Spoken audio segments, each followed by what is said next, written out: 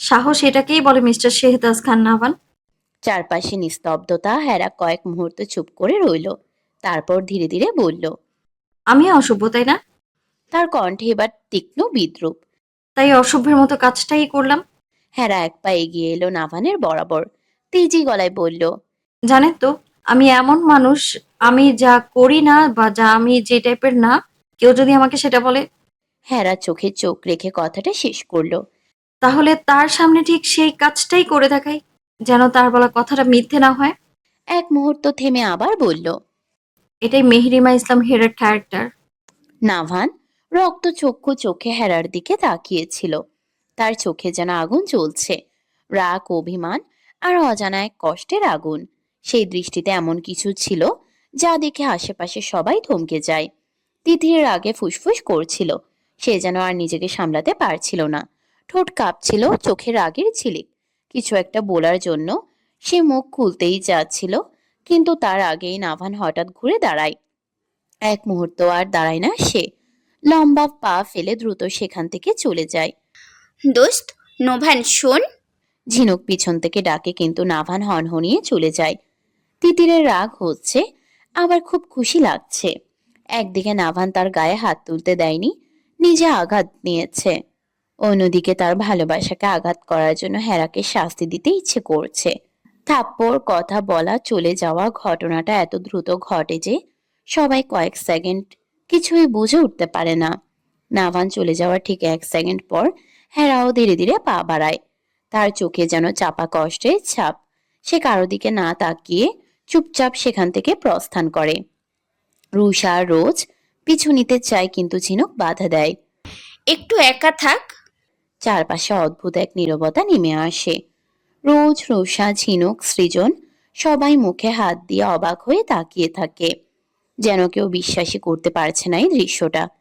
তিতিরের অবস্থা তখন একেবারে উল্টো। সে রাগে ফুঁসছে, বুকটা যেন রাগে ধরফর করছে। সব ওই হেরার জন্য। মনে মনে দাঁতে দাঁত চেপে বলে তিতির। তার চোখে তখন স্পষ্ট হিংসা আর ক্ষোভ। সে ন্যান্সির কাছে যাওয়ার জন্য উদ্যত হয়। পুরনো আম গাছটার নিচে একটা বেঞ্চ আছে, সেখানে বসে আছে হেরা। তার মাথা নিচু, চোখে জল জমেছে, কিন্তু সে কাঁদছে না। শুধু বুকের ভেতরটা কেমন যেন ভারী হয়ে আছে। সে বুঝতেই পারে না নাভান কেন তার দিকে এমন রাগী চোখে তাকালো। তার কি এতই ভুল ছিল, নাকি নাভান সত্যিই তাকে ঘৃণা করে? আচ্ছা, সে কেন নাভানের থেকে ভালো কিছু আশা করছে? বউ বলে? না না, কি ভাবছে হেরা? মুহূর্তেই হেরার প্রিয়র কথা মনে পড়ে। শোন কলিজা, তুই তোর লক্ষ্য থেকে সরবি না। যেভাবেই হোক নিজের সম্মান রক্ষা করবি। দরকার পড়লে ওই অহংকারী মানুষটার উপর দোষ চাপাবি। যেভাবেই হোক দুর্বল হবি না। এই ছেলেটা এমন, সবাই তার প্রতি দুর্বল হয়ে পড়ে, তার অহংকার ধুলোয় মিশিয়ে দিবে। এই ভাবনাগুলোই বারবার তার মাথার ভেতরে ঘুরপাক খাচ্ছে। হালকা বাতাস এসে তার চুল উড়িয়ে দিচ্ছে, কিন্তু সেই বাতাসও যেন তার মনটা হালকা করতে পারছে না। অন্যদিকে ক্যাম্পাসের শিল্পকলা ভবনের একটি নির্জন কক্ষে বসে আছে নাভান। ঘরটা অল্প আলোয় ভরা। দেয়ালে ঝুলছে কিছু ছবি, কিছু বাদ্যযন্ত্র। নাভান চুপচাপ একটা চেয়ারে বসে গিটার হাতে নিয়েছে। তার আঙ্গুলগুলো ধীরে ধীরে তার ছুঁয়ে যাচ্ছে। টং টং একটা মৃদু বিষণ্ণ সুর ভেসে উঠছে। সেই সুরে যেন তার বুকের ভেতর সব না বলা কথাগুলো লুকিয়ে আছে। নাভানের চোখ বন্ধ। তার মনে বারবার ভেসে উঠছে হেরার মুখ, তার সেই নীরব দৃষ্টি, সেই কষ্ট ভরা চোখ। নাভান হঠাৎ গিটার বাজানো থামিয়ে দেয়। তার বুকের ভেতরটা কেমন যেন মোচড় দিয়ে ওঠে। সে ফিসফিস করে বলে, কেন কেন তুমি এমন করে আমার সামনে আসো মিসেস গার্ল? তার কণ্ঠের রাগ নেই, আছে শুধু এক গভীর অসহায়তা। কারণ সত্যিটা সে কাউকে বলতে পারে না। সে যতই রাগ দেখাক, যতই দূরে থাকার চেষ্টা করুক, তার হৃদয়ের গভীরে হেরার জন্য একটা অদ্ভুত অপ্রকাশিত ভালোবাসা ধীরে ধীরে জন্ম নিয়েছে। আর সেই ভালোবাসাটাই তাকে সবচেয়ে বেশি কষ্ট দিচ্ছে। ছি হেরা, তোমার মতো মেয়ের কাছে এটা আশা করিনি। নাভানের আধিপত্যের জন্য তার কাছে নিজেকে বিলিয়ে দিচ্ছ। ছি ছি। ম্যাডামের কুরুচিপূর্ণ কথায় হেরা হতভম্ব, কান্না মিশ্রিত কণ্ঠে বলল। আমি কিছু করিনি, আর না বাজে কোনো কাজ করছিলাম আমরা। আমি তো হেরাকে থামিয়ে দিয়ে ম্যাডাম আবার বাজে মন্তব্য করে। ও, তাহলে নাভানের ওপর কি করছিলে তুমি? আমি তো হয়েছে, থাক। আমাদের ভার্সিটির মান সম্মান আর রইল না। ছি ছি ছি। তখন তিতির আর ন্যান্সি মিলে একটা ছেলেকে ঠিক করে হেরাকে শায়েস্তা করার জন্য। তার কলিজায় হাত দিয়েছে, এবার তো শিক্ষা পেতে হবে। এই ছেলেটা তাদের ভার্সিটির এক বড় ভাই। সে হেরাকে পছন্দ করত, প্রপোজ করতে চেয়েছিল। বাজে কথাও বলেছে হেরার ফিগার নিয়ে। নিলয় শুনে ওই ছেলেকে ইচ্ছে মতো মেরে রক্তাক্ত করে ফেলেছিল। তাই হেরার প্রতি ক্ষোভটা অনেক ছেলেটার। আজ তিতির অনেক রেগেছিল। তার ভালোবাসার মানুষটাকে আজ থাপ্পড় মেরেছে ওই মেয়ে। আর ন্যান্সি তো হেরার প্রতি আরো প্রতিহিংসার আগুনে জ্বলছে। কেন তার ভালোবাসা তাকে রেখে ওই মেয়ের প্রতি এত টান? আজ যে করেই হোক এই মেয়েকে একটা শাস্তি দেবে। প্রিন্সিপাল স্যারের কথা বলে হেরাকে উপরের একটা হলে পাঠিয়ে দেয়, যেখানে ওই ছেলে আগে থেকেই থাকবে। এমনটাই তাদের প্ল্যান। কিন্তু কোথা থেকে যেন নাভান এসে পড়ে, আর পরিকল্পনা মতো নাভানের উপর পড়ে যায় হেরা। ন্যান্সি আর তিতির মিলে কিছু স্টুডেন্ট ও ম্যাডামকে নিয়ে যায়। তারা ম্যাডামকে এটা বুঝিয়েছে ওই হল রুমে খারাপ কাজ করছে হেরা একটা ছেলের সাথে, আর তাকে হাতে নাতে ধরতে দরজা আটকে দিয়েছে। এদিকে অন্ধকারে নাভানের উপর পড়ে হেরা ভয় পেয়ে যায়। ঘটনাটা এত তাড়াতাড়ি হয় যেন সব পরিকল্পিত। সব সময়কার মতো মাটিতে পড়েও তারা ঝামেলা করতে থাকে। আর ওই অবস্থায় দরজা খুলে বাজে অবস্থায় দেখে সবার চোখ ছানা বড়া হয়ে যায়। ন্যান্সি আর তিতিরের চোখ বেরিয়ে যাওয়ার উপক্রম ওই ছেলের জায়গায় নাভানকে দেখে। তিতির রাগে গিয়ে হেরার চুলের মুঠি ধরে টেনে দাঁড় করিয়ে পরপর 2 গালে 4টা থাপ্পড় মারে হেরাকে। তারপর ম্যাডামের কুরুচিপূর্ণ কথা। আমরা মাঝে মাঝে এমন পরিস্থিতিতে পড়ি যা এক্সপ্লেন করার উপায় থাকে না। পরিস্থিতি আমাদের বিপক্ষে থাকে, যেমনটা হেরার হয়েছে। আর নাভানও কিছু বলছে না। এর মানে কি দাঁড়ায়? এটা পরিকল্পিত ছিল। হেরার ধারণা এটা নাভানের কোনো চক্রান্ত। ম্যাডামের কথায় ন্যান্সি বলে ওঠে, স্যার, এরা আমাদের নেতা, আমাদের আইডল। তাদের থেকে আমরা শিখব। আর এরা নষ্টামি করছে, এদের কি বিচার হবে স্যার? প্রিন্সিপাল স্যারের মাথায় হাত। হেরা ও নাভান দুজনই তার প্রিয় ছাত্রছাত্রী। ম্যাডাম বলে ওঠে, আমি তাদের অভিভাবকদের ডেকেছি, আসুক তারা। তিতির হেরার দিকে আঙ্গুল তাক করে বলল, ভার্সিটিকে এই মেয়ে নিজ বাড়ি পেয়েছে। আজ নিলয়ের সাথে কাল নাবানের সাথে একে বের করে দেন। এর চরিত্র খারাপ। আমার নাবানকে খুব ভালো করে চিনি। এই মেয়ের জন্য আমাদের ভার্সিটির নাম খারাপ হোক আমরা চাই না। এবার অনেকেই বলে ওঠে, ঠিক ঠিক, আমরা চাই না। এমন নেত্রীর প্রয়োজন নেই আমাদের। ন্যান্সি আবার বলল, হ্যাঁ, নাভান মেয়েদের সাথে এমন অসভ্যতা করবে না, এটা আমরা মানি। সব এই মেয়ের দোষ।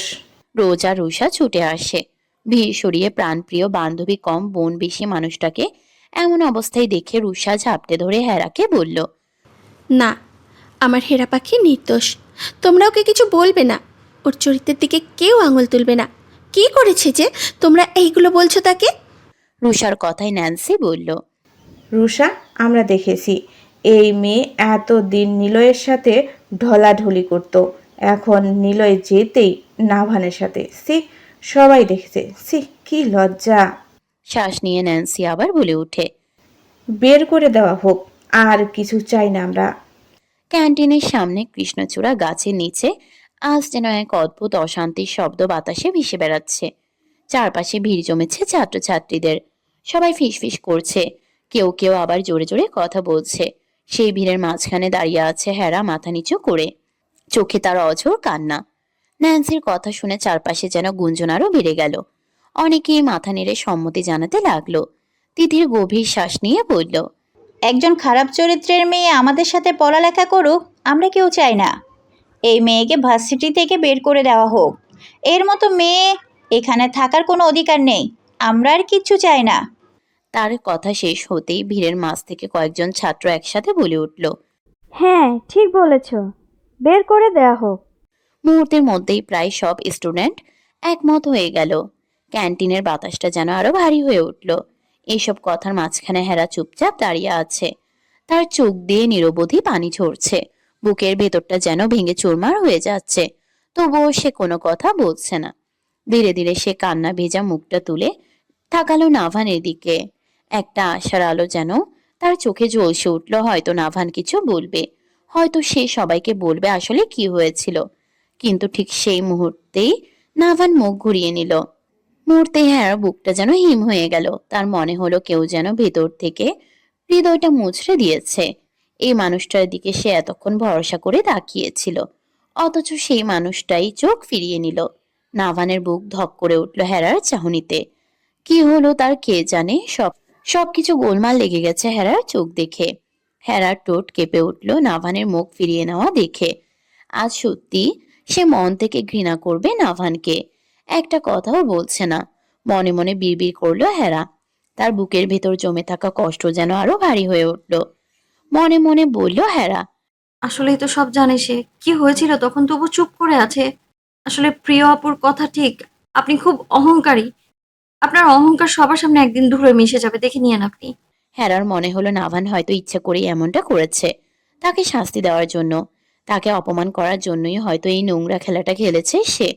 হেরা ধীরে ধীরে চোখ বন্ধ করলো। মুহূর্তেই তার মনে ভেসে উঠল নিলয়ের মুখটা।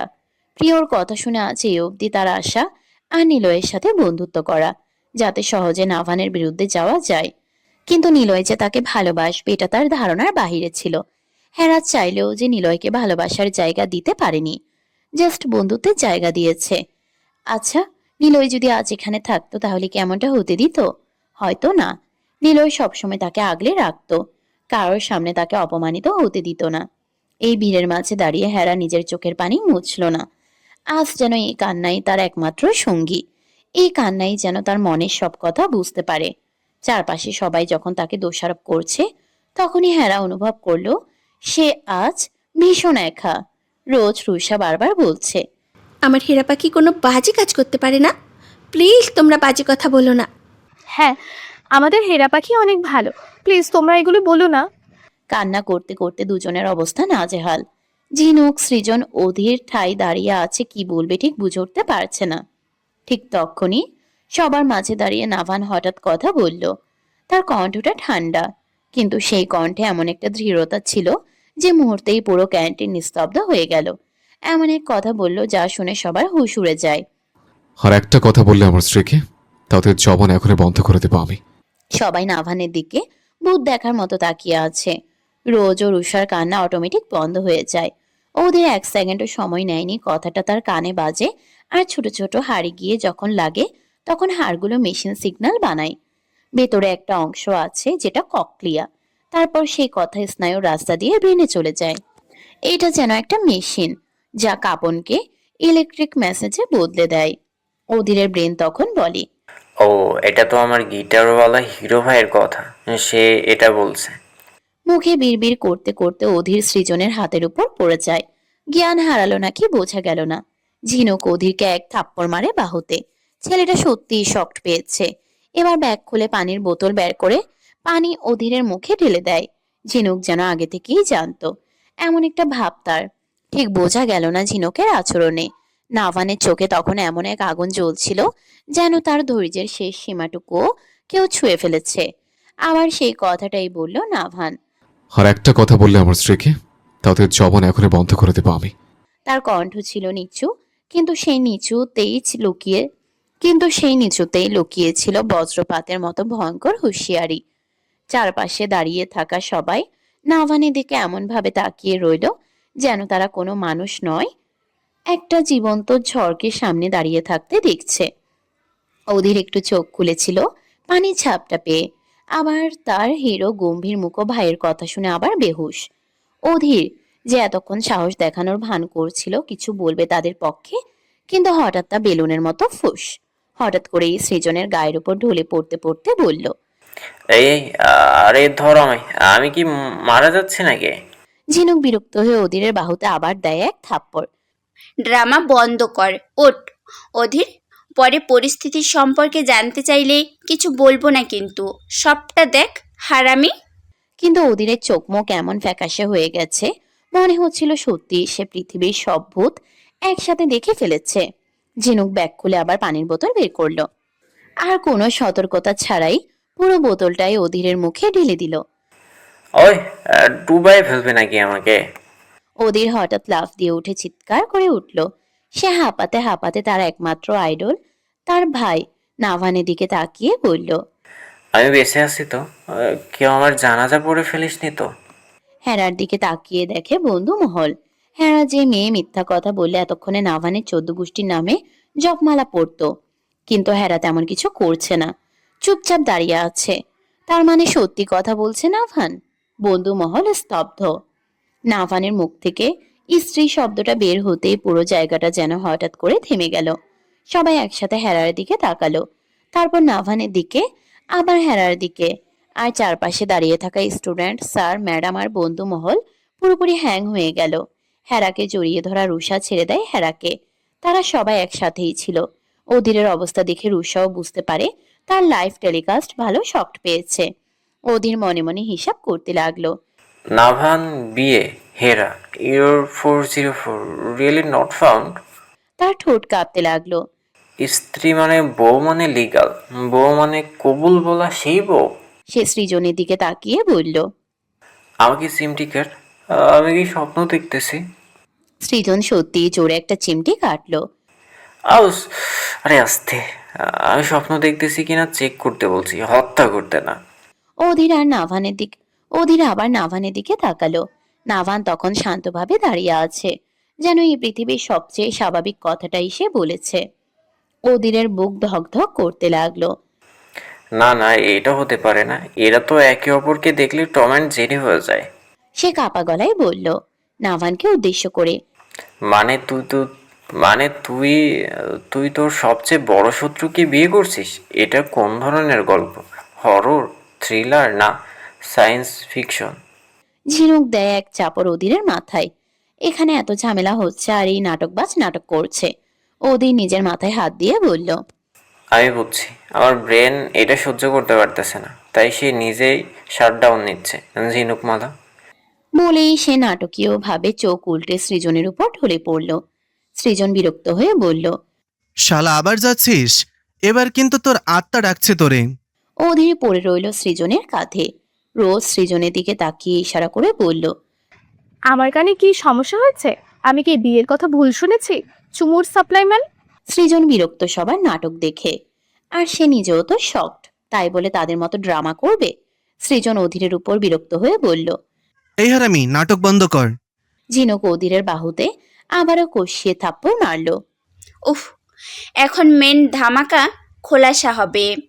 অধীর চোখ খুলে ফিসফিস করে বলল, ওই সাতচুন্নি তুষারপাতের বউ, সত্যি বল, এটা প্রাঙ্ক না তো?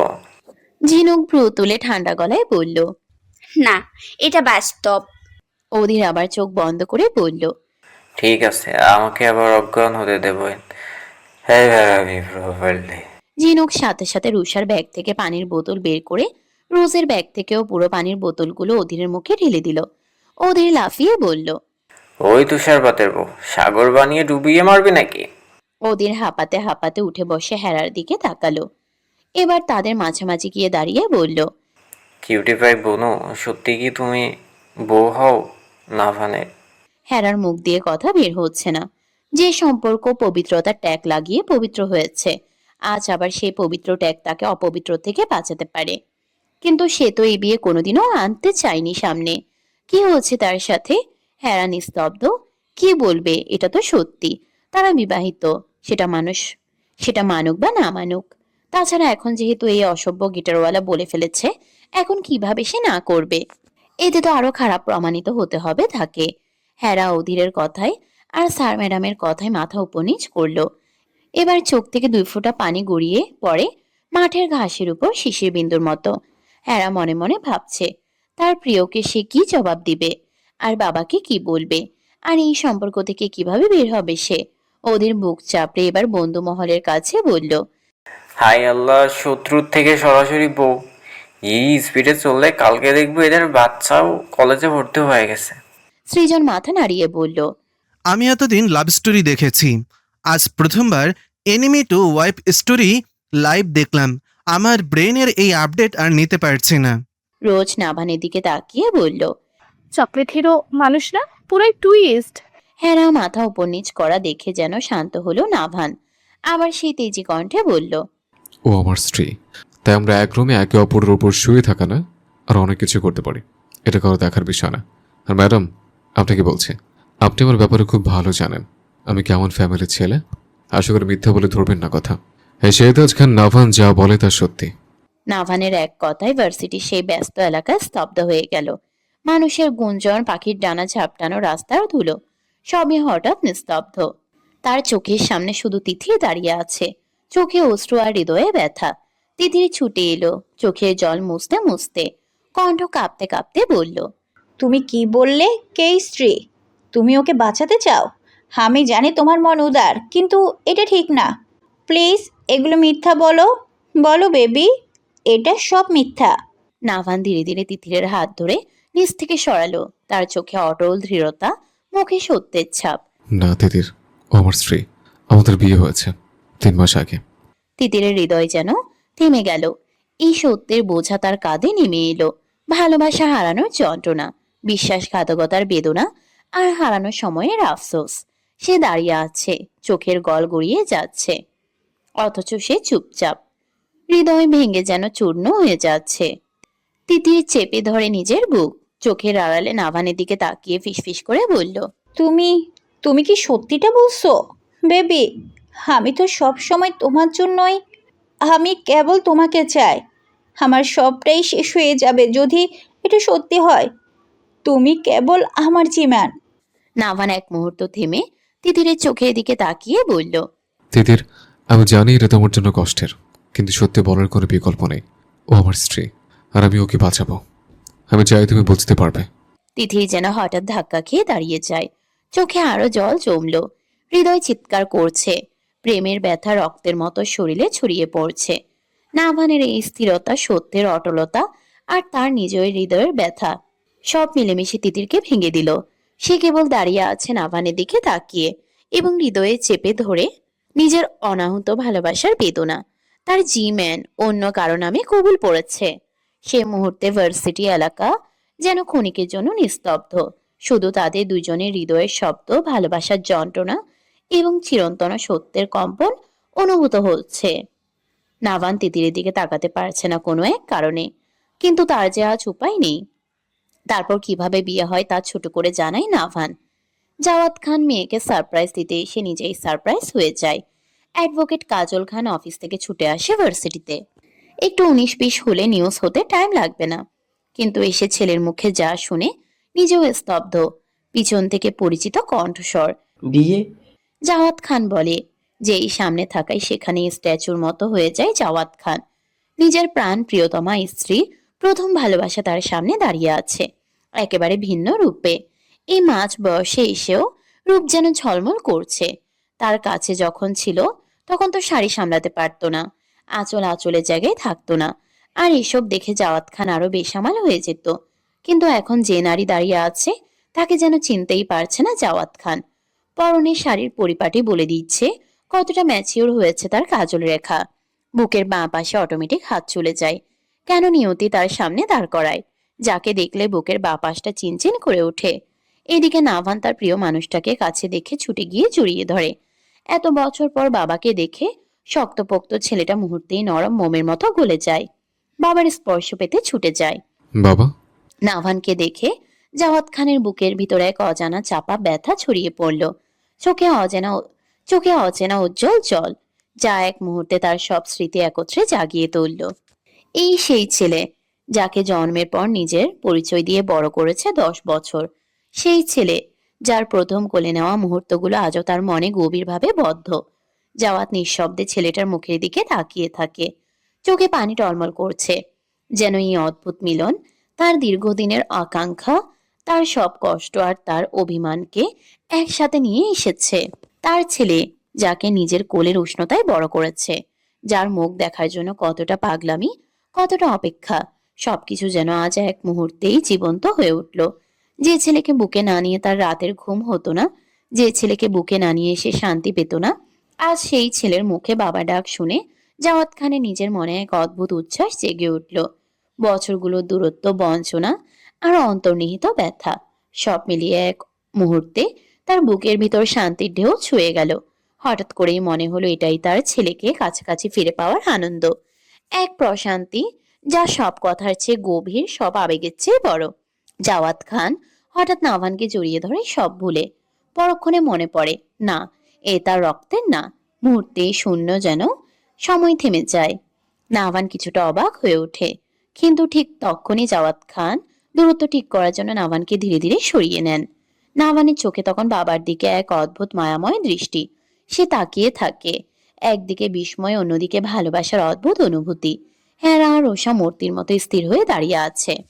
তাদের মনে একটাই প্রশ্ন, নাভানকে জাওয়াত খান কেন জড়িয়ে ধরলো, আর বাবার মুখে একটুও প্রতিক্রিয়া নেই কেন? আর নাভান বাবা বলে যে সম্বোধন করেছে সেটা কি সত্যি, নাকি তারা নিজের কানে ভুল শুনেছে? আজ কি হচ্ছে? আজ কি নতুন সম্পর্কের সূচনা, নাকি কেবল একটা অপ্রত্যাশিত মুহূর্ত?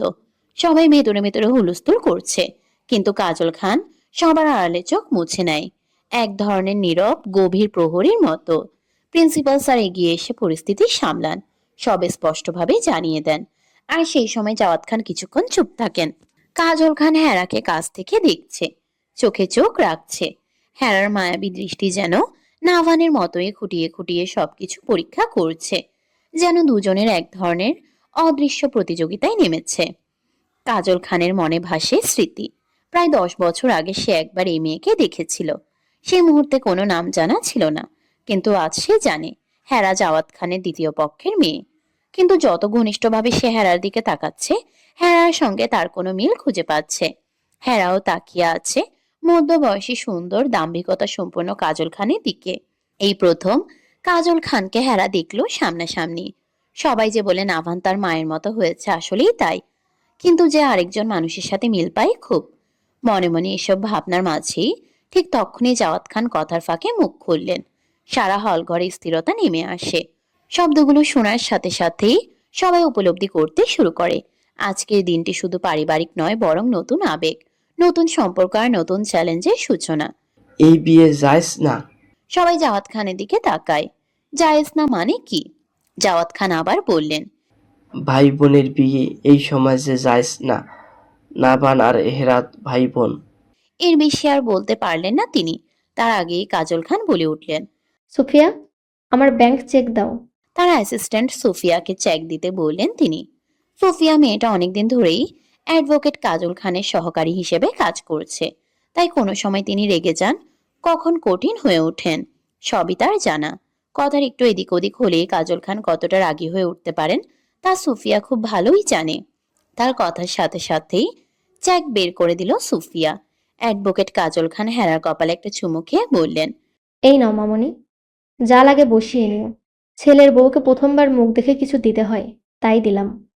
সামনে আরও পাবে। কারো ফালতু কথা শুনবে না। বিয়ে হয়েছে মানে তুমি আমার ছেলের বউ। আমি আর যাই হই, সম্পর্কের মানে খুব ভালোভাবে বুঝি। হেরা সহ সবার চোখ কপালে। সবচেয়ে বেশি অবাক হলো জাওয়াত খান। মানে কি? ভাই বোনের বিয়ে এটা হয় কিভাবে? কাজল রেখা তো সব জানে, তারপরও এই কথা। জাওয়াত খানের চোখে এতক্ষণ যে তৃষ্ণার্ত দৃষ্টি ছিল, মুহূর্তেই সেখানে আগুন জ্বলে উঠল। তিনি গর্জে উঠলেন, কাজল রেখা, আপনি কি পাগল নাকি? সম্পর্কেও জায়েজ না, তা মেনে নিচ্ছেন? এবার ঘুরে মুখোমুখি হলেন কাজল খান আর জাওয়াত খান। নিজের অল্প বয়সের প্রেমিক পুরুষ। নিজের স্বামীকে দেখে না চাইতেও কাজল খানের ভেতরে পুরনো স্মৃতিগুলো জেগে উঠছে। এখনো আগের মতোই শরীর, সেই চোখ, সেই নাক, শুধু দাড়িতে সাদা কালোর মিশ্রণ। যে কেউ বলবে যুবক বয়সে এই লোকটা কতটা আকর্ষণীয় ছিল। এমনকি জাওয়াত খানের গেটআপ দেখে সৃজন, রোজ সহ ছেলে মেয়েদের চোখ কপালে। এ তো সালমান খানের থেকেও কম না। কত পাগলামি না করেছিল সেই পুরুষের সাথে, কিন্তু নিয়তি তাদের কোথায় নিয়ে এসেছে। ফেলে আসা দিনগুলোর কথা মনে করে কাজল খান শক্ত কণ্ঠে বললেন, মিস্টার জাওয়াত খান, কাজল রেখা নয়, বলবেন অ্যাডভোকেট এমএলএ কাজল খান। মানুষকে কিভাবে সম্মান দিতে হয় তা এতদিন বিদেশে থেকেও শিখেননি দেখছি। কাজল খানের কথার মাঝে জাওয়াত খান আবার বললেন, এই বিয়ে জায়েজ না, এটা হারাম। এবার কাজল খানও সমান দাম্ভিকতার সাথে বললেন, এই বিয়ে জায়েজ মানে অজায়েজ। মাঝখান থেকে স্যার আর ম্যাডামরা প্রশ্ন করলেন, কেন হারাম হবে? আর নাভান জাওয়াত খানকে বাবা বলে ডাকছেন কেন? একজন বললেন, কি বলছেন অ্যাডভোকেট কাজল খান? ক্লিয়ার করুন, এখানে কি হচ্ছে? আজকের দিনটা যেন অন্যরকম। যে প্রিন্সিপাল স্যারকে সবাই সবসময় নরম স্বভাবের মানুষ হিসেবে চিনত, আজ তিনি যেন অন্য রূপে দাঁড়িয়ে আছেন। যে মানুষ অ্যাডভোকেট কাজল খানের নাম শুনলেই ভয়ে কেঁপে উঠতেন, আজ তার কণ্ঠে কোনো ভয় নেই। তিনি শান্ত কিন্তু কঠোর কণ্ঠে বললেন, বিয়ে জায়েজ, ভাই বোনের সম্পর্ক কিভাবে জায়েজ হয়? আপনি কি পাগল হয়ে গেছেন? নাবান জাওয়াদ খানকে বাবা বলবো কেন, আর হিয়াও বাবা জাওয়াদ খান? প্রশ্নটা ছিল ছোট, কিন্তু তার ভেতরে ছিল অনেক অজানা ইঙ্গিত। চারপাশে নীরবতা নেমে এলো। কাজল খান আর জাওয়াত খান দুজনেই চুপ। মনে হচ্ছে দুজন দুজনকে শুধু চোখ দিয়ে দেখছে। জাওয়াত খানের চোখে আফসোস, আর কাজল রেখার চোখ যেন আগুন হয়ে জ্বলছে। যে সত্য জানাতে সে একসময় কত মিনতি করেছিল, আজ সেই সত্য কি বলবে? প্রিন্সিপাল আবার বললেন, আমার জানা মতে অ্যাডভোকেট কাজল খান আর জাওয়াদ খান স্বামী স্ত্রী। হেরা জাওয়াদ খানের মেয়ে আর নাবান কাজল খানের ছেলে। এখন প্রশ্ন হচ্ছে, হেরা কি কাজল খানের গর্ভের সন্তান, নাকি জাওয়াদ খান দ্বিতীয় বিয়ে করেছেন? জাওয়াত খান সঙ্গে সঙ্গে বলে উঠলেন। আমি বিয়ে করিনি। প্রিন্সিপাল বললেন, তাহলে কি কাজল খান বিয়ে করেছেন? কাজল খান শান্ত গলায় বললেন, না, আমিও বিয়ে করিনি। দুজন এবার কড়া চোখে একে অপরের দিকে তাকালেন। জাওয়াত খান বললেন, ওহে নারী, তুমি মৃত্যুর আগ পর্যন্ত মিথ্যা আর অভিনয়ের জন্য সেরা। কাজল খান তৎক্ষণাৎ উত্তর দিলেন, পুরুষ মানুষের মতো নিকৃষ্ট আর দ্বিতীয় প্রাণী নেই। 4টা বিয়ে করলেও বলবে আমি বিয়ে করিনি। প্রিন্সিপালের প্রশ্নে পুরো কক্ষের বাতাস যেন জমে গেল। তিনি আবার বললেন, তাহলে কি আমরা ধরে নেব হেরা আর নাবান অবৈধ সন্তান? এই কথাটা যেন বজ্রপাত হয়ে আঘাত করলো। নীরবতা আরো ভারী হয়ে উঠল। কাজল খান ধীরে মাথা তুললেন। তার চোখে ভয়ঙ্কর তেজ। হঠাৎ তিনি কোটের ভেতর হাত ঢুকালেন। পরে মুহূর্তেই বের হলো লাইসেন্স করা পিস্তল। তিনি ধীরে পিস্তলটা তুললেন, সোজা প্রিন্সিপালের দিকে তাক করে। তার কণ্ঠে আগুনের মতো তেজ। মুখ সামলে কথা বলবেন। প্রিন্সিপাল সাহেব, আপনার সামনে কে দাঁড়িয়ে আছে ভুলে গেছেন? এই কাজল খান কারো কাছে নিজের রক্তের পরিচয় দিতে বাধ্য নয়, কিন্তু এর মানে এই নয় আপনি আমার সন্তানকে অসম্মান করবেন। তিনি একবার সামনে এগিয়ে এলেন। এই পৃথিবীতে অনেকেই প্রশ্ন করতে জানে, কিন্তু সবাই উত্তর শোনার সাহস রাখে না। এই কথা বলার সময় তিনি জাওয়াত খানের দিকে তাকালেন। পুরো ক্যাম্পাস নিঃশ্বাস বন্ধ করে তাকিয়ে রইল, কারণ সবাই জানে অ্যাডভোকেট এমএলএ কাজল খানের চরিত্র। এই মুহূর্তে তিনি শুধু একজন মা নন, তিনি এক ঝড় যে নিজের সন্তানের সম্মানের জন্য সব করতে পারে। কিন্তু এতে নাভান আরো ক্ষিপ্ত হয়ে উঠল। সে কাপা গলায় বলল, প্রিন্সিপাল স্যার কি ভুল বলেছে? তোমরা কেন ক্লিয়ার করছো না আমাদের পরিচয়? এতক্ষণ চুপ থাকা অধীর এবার বলল, হ্যাঁ মা, জানতে চাই হেরা আর নাভান কি ভাই বোন? অধীরের কথায় সাহস পেল রুষা। সে জাওয়াত খানের কাছে গিয়ে বলল, ছোট বাবা, এখন যদি ক্লিয়ার না করো তাহলে খুব খারাপ হবে। হঠাৎ কাজল খান এগিয়ে এসে অধীরকে সজোরে একটা থাপ্পড় মারলেন। আজ তোমার ভাইয়ের জন্য আবার এই ছোট্ট মনের মানুষের সাথে দেখা হলো। অধীর গালে হাত দিয়ে সৃজনের দিকে তাকালো। ঠিক তখনই জাওয়াত খান রুষার গালে কষিয়ে একটা থাপ্পড় মারলেন। এখানে এসেছো এসব করতে? অধীর অবাক হয়ে বলল, এই থাপ্পড়টা কি ফ্যামিলি প্যাকেজ থেকে আসছে নাকি একজন মারলে আরেকজন ফ্রি? তারপর রুষার দিকে তাকিয়ে ফিসফিস করে বলল, লাল গোলাপি, আমরা দুজন একই ক্লাবের মেম্বার হয়ে গেলাম। তুমি টেনশন নিও না, আমি তোমাদের দলেই আছি। চারিদিকে মানুষের গুঞ্জন যেন হঠাৎ করেই বিষাক্ত ফিসফিসানিতে পরিণত হয়েছে।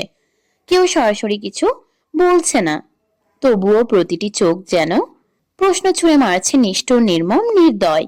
হেরা দাঁড়িয়ে আছে ঠিক মাঝখানে। চারপাশে এত মানুষ, তবুও সে একা, ভীষণ একা। তার বুকের ভিতরটা কাঁপছে। মনে হচ্ছে কেউ তার শ্বাস কেড়ে নিচ্ছে ধীরে ধীরে। পৃথিবীটা যেন দুলছে, সব শব্দ ঝাপসা হয়ে যাচ্ছে। সে বুঝতে পারছে না কি হচ্ছে, কেন হচ্ছে, আর কেন তার সাথেই হচ্ছে। হঠাৎ করেই সবাইকে অবাক করে দিয়ে নাভান ধীরে ধীরে এগিয়ে আসে। তার চোখ দুটো লাল, ক্লান্ত, ভাঙ্গা। সেই চোখে আজ কোনো অহংকার নেই, কোনো জেদ নেই, শুধু এক অসহায় সন্তানের আকুতি। সবাইয়ের সামনে, জাওয়াত খান ও কাজল খানের সামনে সে হঠাৎ করেই হাঁটু গেড়ে বসে পড়ে। চারিদিকে নিস্তব্ধতা নেমে আসে। একজন শক্ত, দৃঢ় চেতা ছেলে আজ ভেঙে পড়েছে সবার সামনে। 2 হাত জোর করে গাপা কণ্ঠে বুক ভেঙে যাওয়া আর্তনাদ নিয়ে এসে বলে ওঠে, প্লিজ তোমরা এবার অন্তত সত্যিটা বলো। আমি আর নিতে পারছি না প্রতিদিন এই প্রশ্ন নিয়ে বাঁচা, প্রতিদিন নিজের অস্তিত্ব নিয়ে সন্দেহ করা। এটা খুব কষ্টের। তার কণ্ঠ ভেঙে যায়। তার চোখ থেকে টপ টপ করে পানি মাটিতে পড়ে। সেই পানি শুধু চোখের পানি নয়, একটা সন্তানের ভাঙা বিশ্বাস, একটা জীবনের ভেঙে যাওয়া পরিচয়। হঠাৎ জাওয়াত খান ঠান্ডা নির্দয় কণ্ঠে বলে ওঠে, কি সত্যি? কোনো সত্যি নেই। হেরা আমার মেয়ে, এটাই সত্যি। শেহজাদ খান নাবান আমার সন্তান না। হঠাৎ পাশ থেকে কাজল খানের কণ্ঠ কাপা অপরাধ বোধে ভাঙা গলায় বললেন তিনি। ঠিক যেমন ভাবে তার সন্তানকে অস্বীকার করেছে ঠিক তেমন ভাবেই বললেন, এই মেয়ে জাওয়াত খানের রক্ত না, এটাই সত্যি। এদিকে হেরা স্থির হয়ে যায়। তার কান বিশ্বাস করতে চায় না, তার হৃদয় মানতে চায় না। তার পৃথিবী এই মানুষটাকে ঘিরেই তো ছিল। এই স্বীকারোক্তি যেন বজ্রপাত হয়ে আছড়ে পড়ে। হেরা ধীরে ধীরে ঘুরে তাকায়। তার চোখে অবিশ্বাস, ভয়, ভাঙা স্বপ্নের রক্তক্ষরণ। সে দৌড়ে গিয়ে জাওয়াত খানের বুকে জড়িয়ে ধরে। তার ছোট্ট হাতগুলো শক্ত করে আঁকড়ে ধরে সেই মানুষটাকে, যাকে সে বাবা বলে জেনেছে। তার কণ্ঠ কাঁপছে, ভেঙে যাচ্ছে।